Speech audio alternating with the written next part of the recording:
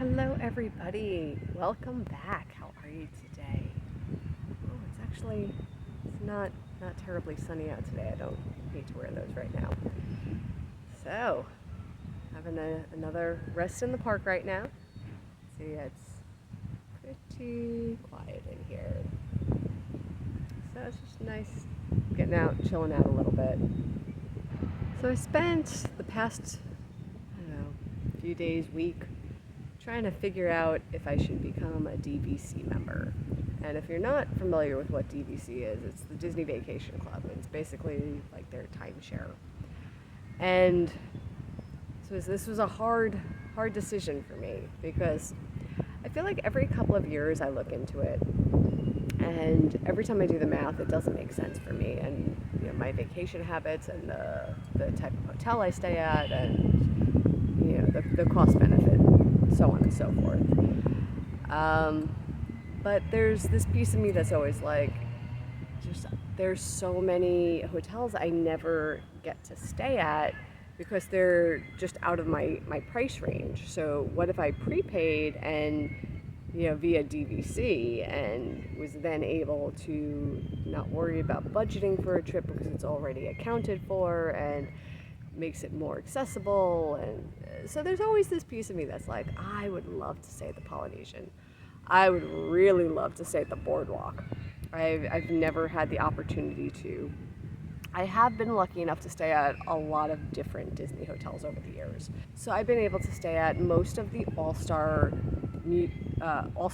resorts. So I've been at All-Star Movies, been at All-Star Music. I have never stayed at All-Star Sports because the theme did not interest me, so I stayed at the other two. I've stayed at Pop Century. I have stayed at the, what's it called? It used to be the Port d'Orleans. Now it's Port Orleans, Riverside, and French Quarter. So I've stayed at French Quarter. I've stayed at Riverside. French Quarter, I like the theme better. I remember there was like an alligator statue that you could pose with, and the pool was fun. It was like I think it's like a dragon, and the slide is his tongue, if I recall correctly. So that one was always fun. One time when I was little, I don't remember how little I was, I went to Disney with my family, and we went to go check into our hotel, and they had overbooked it. And they were like, do you want to stay at the Contemporary?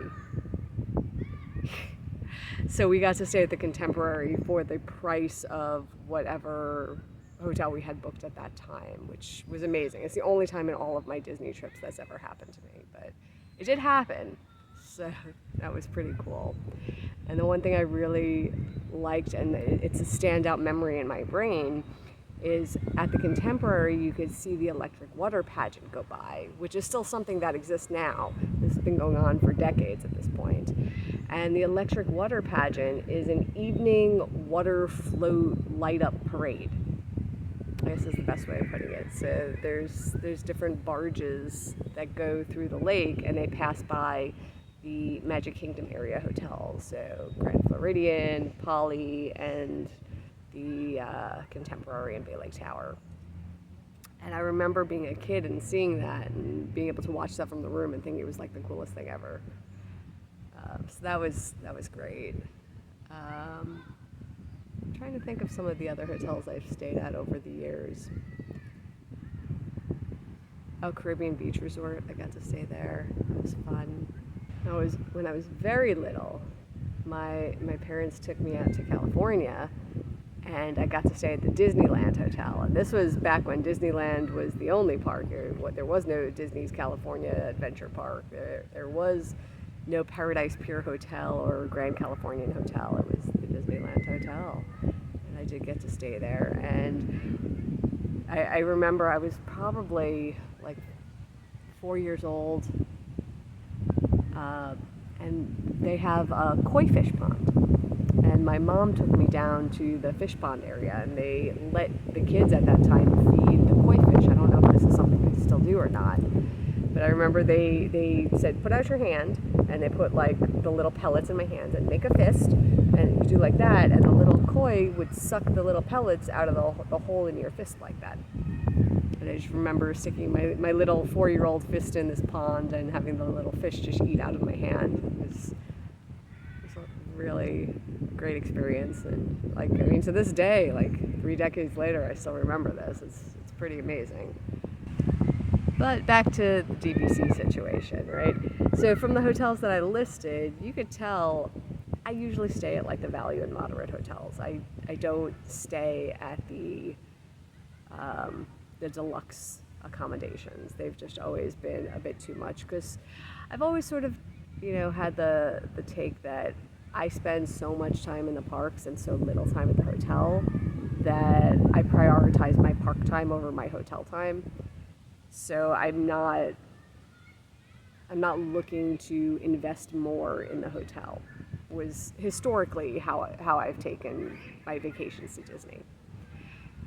So in terms of DVC, I kind of felt like, hey, this gives opportunity to stay at those hotels that you never really had the chance to stay at otherwise.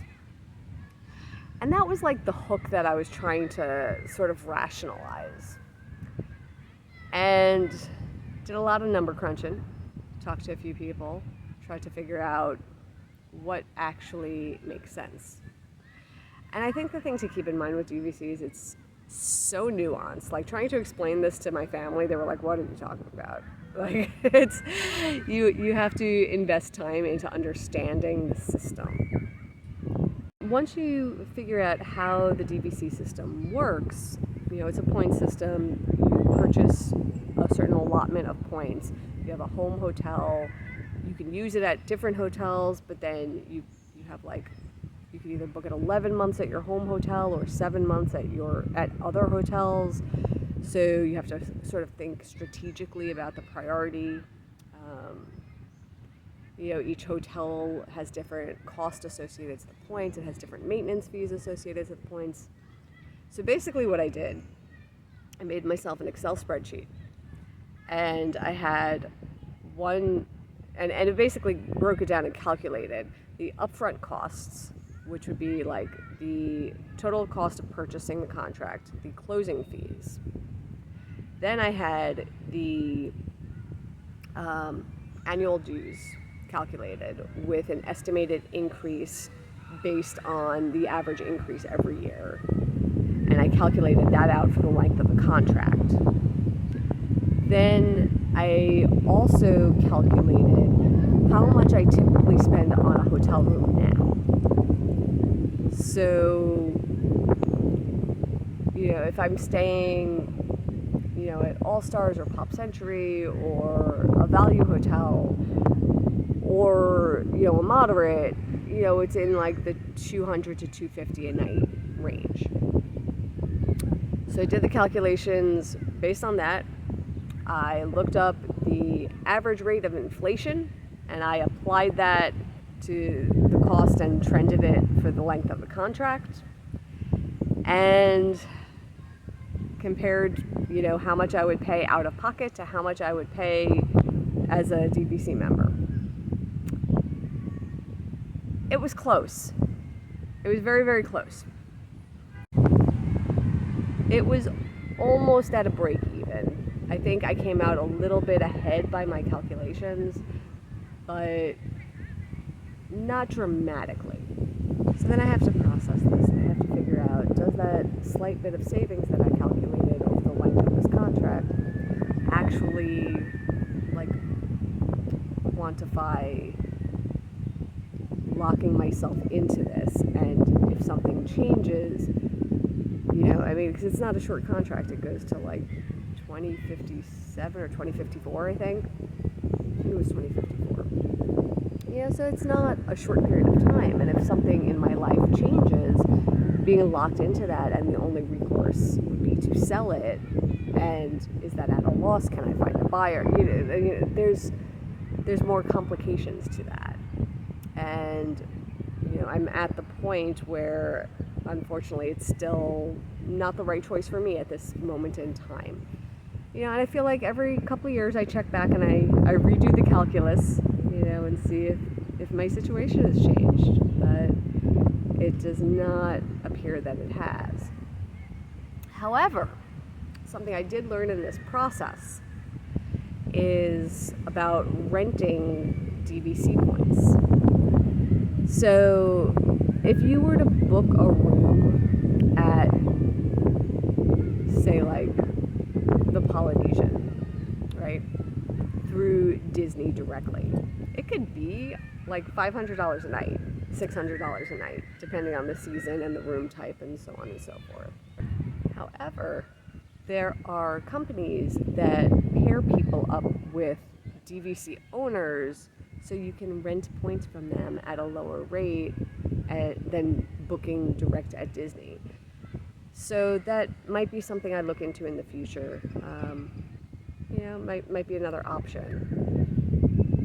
Yeah, I don't necessarily know what the rental cost would be for the same room at the Poly, but it's definitely significant savings. Let's put it that way than the rack rate, as they call it.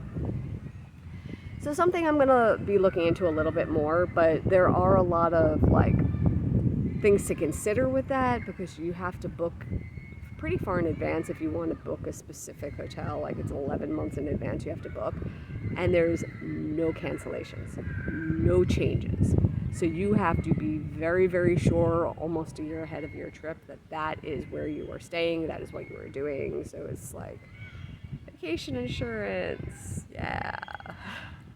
But yeah, I weighed all the pros and cons. I did the math, I crunched the numbers, and this is where I landed this time around. A few years when I, get this urge again to look into it, I'll do it again, and I'll go through the motions again, and if it makes sense, who knows? If it doesn't make sense, I don't do it. If it makes sense, I do it. Right now, not my time. So that is what I have been up to the past few days, and where a lot of my brain energy has been attached to, just trying to figure that out. And yeah, I learned a lot on that journey. I learned more than I've learned about the program in the past. I have a much better understanding of it than I used to. So always learning, ever onwards, ever upwards, to infinity and beyond. Oh my gosh. Anyways, with that, I am off and running, and I will see everybody tomorrow. And until then, stay inspired by. Have a good night, everyone.